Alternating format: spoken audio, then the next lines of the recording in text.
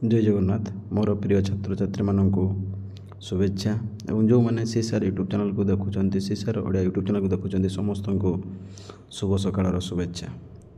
प्रभु पाथरे एति करुणा समस्ते भल रही था एवं आपण मान परिवार भलरे रही था। देख पिला माने आमे जो ओडिया पेडागोजी मु केते गुड़िक सर्ट क्वेश्चन गुड़िक मु आलोचना कर दूची। जो माने जदि वीडियो गुड़ी देखी ना तेज ये डेस्क्रिप्शन में से गुड़ लिंक दी दूची आपण जाई निहाती से गुड़िक देखंतु। एवं देख प्रथम वीडियो में केते गुड़िक संक्षिप्त प्रश्न गुड़िक आलोचना कर देइथिली। आज तार आउ केते गुड़िक संक्षिप्त प्रश्न गुड़िक मु सुंदर भाव में आपण मान पाखे उपस्थापन करी दउची। यह होची ओडिया पेडागोजीर वीडियोटी आपण माने जो सीटीटी बा सीटी परीक्षा देवाक जाउछन्ते बा बीएड परीक्षा देके जाउछन्ते बा ओटीटी पेपर 1 पेपर 2 स्टेट मध्य जो पेपर 1 पेपर 2 जो मन दउछन्ते ताहा मानक पई मध्य एही वीडियोटी। तेणु आपण माने निहाती थरे दी थर वीडियो गुडी देखंतु एवं जो गुडी को मु कहूची नोट करिया को से गुडी को आपण माने सुंदर भाव में नोट कर रखंतु। जते बेले जो वीडियो बा जते जो गुडी आपण माने परीक्षा देबे से गुडी करे आपण निहाती कृतकार्य हेबे। तेणु चलो पिला माने आउ विलंब न करी आमे वर्तमान आउ केते गुडी को रही जो संक्षिप्त बा मल्टीपल चॉइस प्रश्न गुडी को आलोचना करि दउछि। तापर देखो 16 नंबर क्वेश्चन कोन कहितला ना शिक्षार व्यक्तिगत लक्ष्यर सारमर्म कोन। शिक्षार व्यक्तिगत लक्ष्यर सारमर्म कोन। ए रे दैछि देखो व्यक्ति उत्कर्षता साधना, बी रे दैछि सामाजिक व्यक्तित्वर विकास,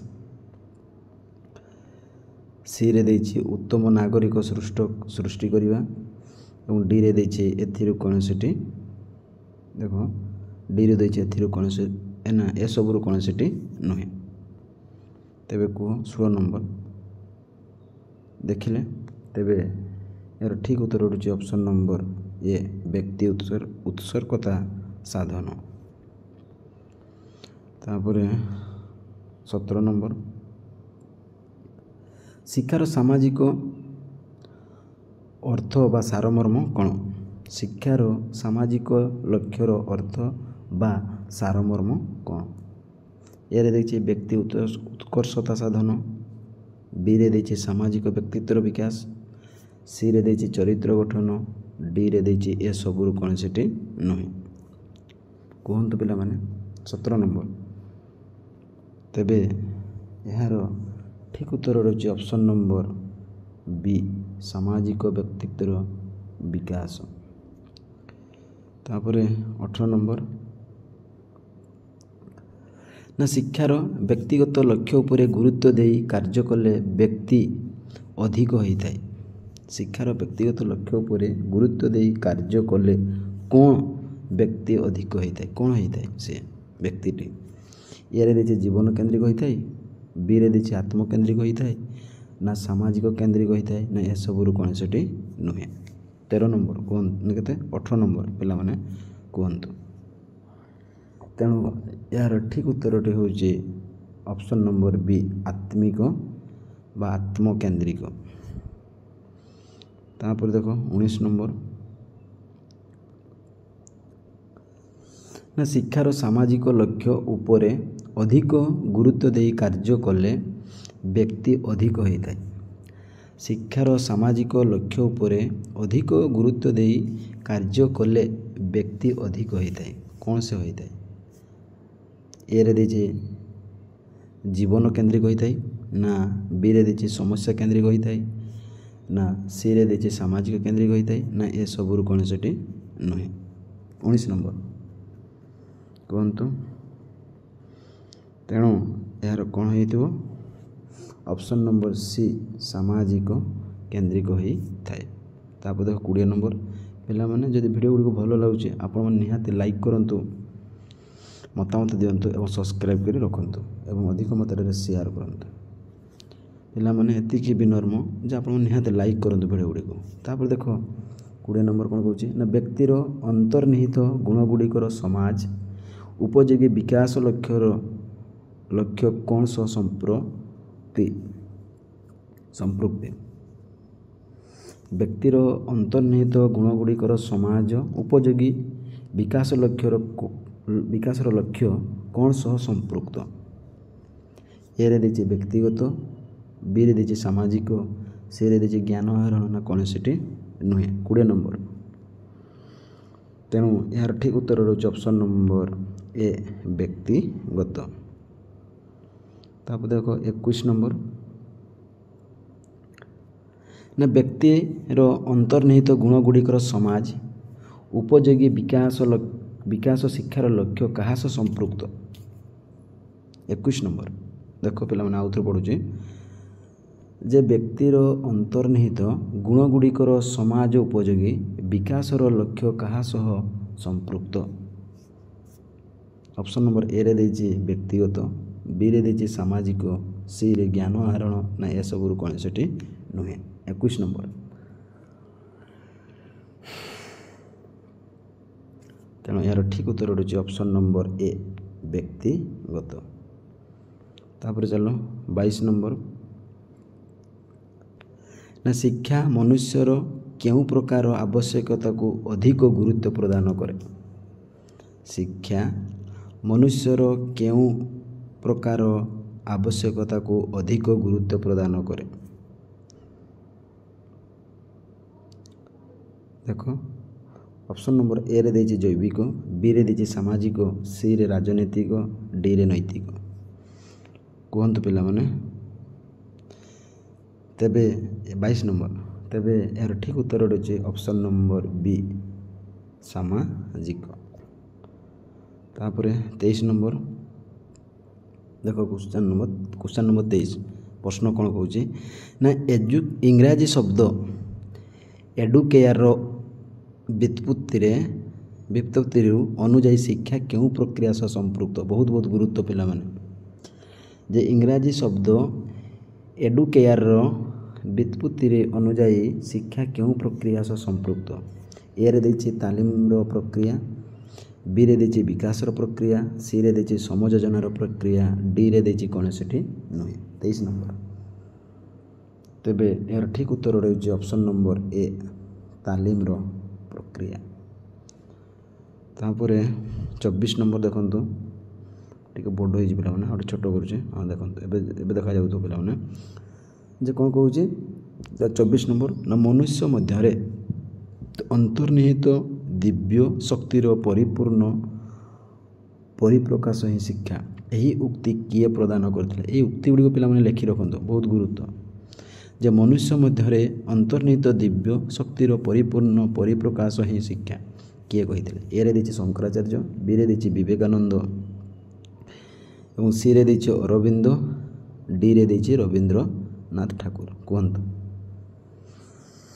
ଏରେ ଦେଇଛି ଶଙ୍କରାଚାର୍ଯ୍ୟ, ବିରେ ଦେଇଛି ବିବେକାନନ୍ଦ, ସିରେ ଦେଇଛି ଅରବିନ୍ଦ, ଡିରେ ଦେଇଛି ରବୀନ୍ଦ୍ରନାଥ ଠାକୁର। କୁହ ପିଲାମାନେ।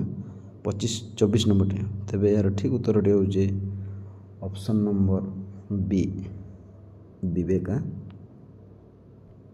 ବିବେକାନନ୍ଦ।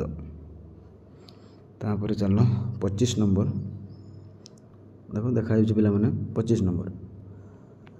କେଉଁ ଶିକ୍ଷାବିତ୍ ଶିଶୁର ଶରୀର, ମନ ଓ ଆତ୍ମାର ପରିପୂର୍ଣ୍ଣ ବିକାଶ ଆଧାରରେ ଶିକ୍ଷାର ସଂଜ୍ଞା ପ୍ରଦାନ କରିଅଛନ୍ତି?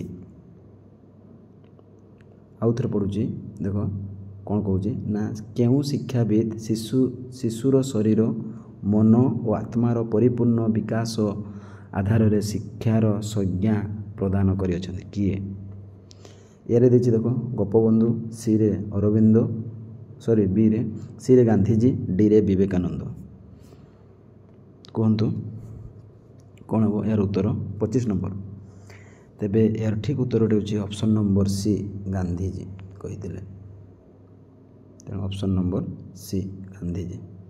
ତେଣୁ ଆଉ ଥରେ ଆପଣମାନଙ୍କୁ ସି ସାର୍ ଓଡ଼ିଆ ଚ୍ୟାନେଲ୍ ତରଫରୁ ସମସ୍ତଙ୍କୁ ଶୁଭେଚ୍ଛା। ଆପଣମାନେ ଲାଇକ୍ କରନ୍ତୁ, ମତାମତ ଦିଅନ୍ତୁ ଏବଂ ସେୟାର କରନ୍ତୁ ଏବଂ ସବସ୍କ୍ରାଇବ୍ କରି ରଖନ୍ତୁ। ତେଣୁ ଆପଣମାନଙ୍କୁ ଅନୁରୋଧ, ଆପଣମାନେ ଭିଡ଼ିଓ ଗୁଡ଼ିକୁ ଲାଇକ୍ କରନ୍ତୁ। ତାପରେ ଦେଖ 26 ନମ୍ବର। କେଉଁ ଶିକ୍ଷାବିତ୍ ଶିକ୍ଷାକୁ ଏକ ତ୍ରିମେରୁ ପ୍ରକ୍ରିୟା ଭାବରେ ଗୁରୁତ୍ୱ ଦେଇ ଆଲୋଚନା କରିଛନ୍ତି? ରୁସୋ ନା ପେଷ୍ଟାଲସି ନା ଜନ୍ ଡିଉ ବା କୌଣସିଟି ନୁହେଁ। 26 ନମ୍ବର। ତେଣୁ ଏହାର ଠିକ୍ ଉତ୍ତର ହେଉଛି ଅପସନ୍ ନମ୍ବର ସି ଜନ୍ ଡିଉ। ତାପରେ 27 ନମ୍ବର।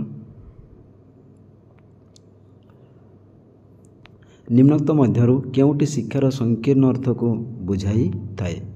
କୁହ। ନିମ୍ନୋକ୍ତ ମଧ୍ୟରୁ କେଉଁଟି ଶିକ୍ଷାର ସଂକୀର୍ଣ୍ଣ ଅର୍ଥକୁ ବୁଝାଇଥାଏ? ଅପସନ୍ ନମ୍ବର ଏରେ ଦେଇଛି ପତ୍ର ପତ୍ରିକାରୁ ଆହରଣ କରିବା ଶିକ୍ଷା, ବିରେ ଦେଇଛି ପରିବାର ମଧ୍ୟରୁ ଆହରଣ କରିଥିବା ଶିକ୍ଷା, ସିରେ ଦେଇଛି ଶ୍ରେଣୀ ପ୍ରକୋଷ୍ଠରୁ ଆହରଣ କରିଥିବା ଶିକ୍ଷା, ଡିରେ ଦେଇଛି ଉପରୋକ୍ତ ମଧ୍ୟରୁ କେଉଁଟି ନୁହେଁ। 37 ନମ୍ବର। ଦେଖ ତାହେଲେ ନିମ୍ନୋକ୍ତ ମଧ୍ୟରୁ କେଉଁଟି ଶିକ୍ଷାର ସଂକୀର୍ଣ୍ଣ ଅର୍ଥକୁ ବୁଝାଇଥାଏ? ତାହେଲେ ଠିକ୍ ଉତ୍ତରଟି ହେଉଛି ଅପସନ୍ ନମ୍ବର ସି ଶ୍ରେଣୀ ପ୍ରକୋଷ୍ଠରୁ ଆହରଣ କରୁଥିବା ଶିକ୍ଷା। ତାପରେ 28 ନମ୍ବର। ନିମ୍ନୋକ୍ତ ମଧ୍ୟରୁ କେଉଁଟି ଶିକ୍ଷାର ବ୍ୟାପକ ଅର୍ଥକୁ ବୁଝାଇଥାଏ? ଇଏ ମଧ୍ୟ ଗୁରୁତ୍ୱପୂର୍ଣ୍ଣ ପିଲାମାନେ। ଶ୍ରେଣୀ ପ୍ରକୋଷ୍ଠ ମଧ୍ୟରୁ ମିଳୁଥିବା ଶିକ୍ଷା, ନା ବିଦ୍ୟାଳୟର ପାଠ୍ୟପୁସ୍ତକ ଅଧ୍ୟୟନରୁ ମିଳୁଥିବା ଶିକ୍ଷା, ନା ଜୀବନ ପ୍ରକାର ମିଳୁଥିବା ଶିକ୍ଷା, ନା ଉପରୋକ୍ତ ମଧ୍ୟରୁ କୌଣସିଟି ନୁହେଁ। କୁହନ୍ତୁ 28 ନମ୍ବରଟା ଯେ ନିମ୍ନୋକ୍ତ ମଧ୍ୟରୁ କେଉଁଟି ଶିକ୍ଷାର ବ୍ୟାପକ ଅର୍ଥକୁ ବୁଝାଇଥାଏ? ଅପସନ୍ ନମ୍ବର ଏରେ ଦେଇଛି ଶ୍ରେଣୀ ପ୍ରକୋଷ୍ଠ ମଧ୍ୟରୁ ମିଳିଥିବା ଶିକ୍ଷା, ବିରେ ବିଦ୍ୟାଳୟର ପାଠ୍ୟପୁସ୍ତକ ଅଧ୍ୟୟନରୁ ମିଳୁଥିବା ଶିକ୍ଷା, ସିରେ ଦେଇଛି ଜୀବନ ପ୍ରକ୍ରିୟାରୁ ମିଳୁଥିବା ଶିକ୍ଷା, ଡିରେ ଦେଇଛି ଉପରୋକ୍ତ ମଧ୍ୟରୁ କୌଣସିଟି ନୁହେଁ। 28 ନମ୍ବର। ତେବେ ଏହାର ଠିକ୍ ଉତ୍ତରଟି ହେଉଛି ଅପସନ୍ ନମ୍ବର ସି ଜୀବନ ପ୍ରକ୍ରିୟାରୁ ମିଳୁଥିବା ଶିକ୍ଷା। ତେଣୁ ପିଲାମାନେ ଯଦି ଭିଡ଼ିଓ ଗୁଡ଼ିକୁ ଭଲ ଲାଗୁଛି ତେବେ ଆପଣମାନେ ନିହାତି ସମର୍ଥନ କରନ୍ତୁ, ଆଗକୁ ନିଅନ୍ତୁ, ଲାଇକ୍ କରନ୍ତୁ ଏବଂ ସବସ୍କ୍ରାଇବ୍ କରି ରଖନ୍ତୁ। ତାପରେ ଦେଖ 29 ନମ୍ବର କ୍ୱେଶ୍ଚନ୍। ନିମ୍ନୋକ୍ତ ମଧ୍ୟରୁ କେଉଁଟି ଔପଚାରିକ ଶିକ୍ଷାର ଲକ୍ଷଣ ନୁହେଁ? ନିମ୍ନୋକ୍ତ ମଧ୍ୟରୁ କେଉଁଟି ଔପଚାରିକ ଶିକ୍ଷାର ଲକ୍ଷଣ ନୁହେଁ? ଏରେ ଦେଇଛି ଶିକ୍ଷା ଏକ ଉଦ୍ଦେଶ୍ୟମୂଳକ ସଚେତନ ଶିକ୍ଷା, ବିରେ ଦେଇଛି ଶିକ୍ଷା ଏକ ଜୀବନବ୍ୟାପୀ ପ୍ରକ୍ରିୟା, ସିରେ ଦେଇଛି ଶିକ୍ଷା ଏକ ଯୋଜନାବଦ୍ଧ ପ୍ରକ୍ରିୟା ବା ଉପରୋକ୍ତ ମଧ୍ୟରୁ ସବୁ ଗୁଡ଼ିକ। 29 ନମ୍ବର।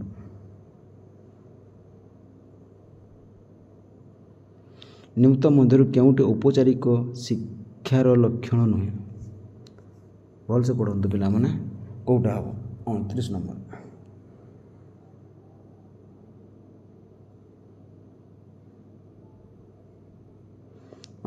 ନିମ୍ନୋକ୍ତ ମଧ୍ୟରୁ କେଉଁଟି ଔପଚାରିକ ଶିକ୍ଷାର ଲକ୍ଷଣ ନୁହେଁ?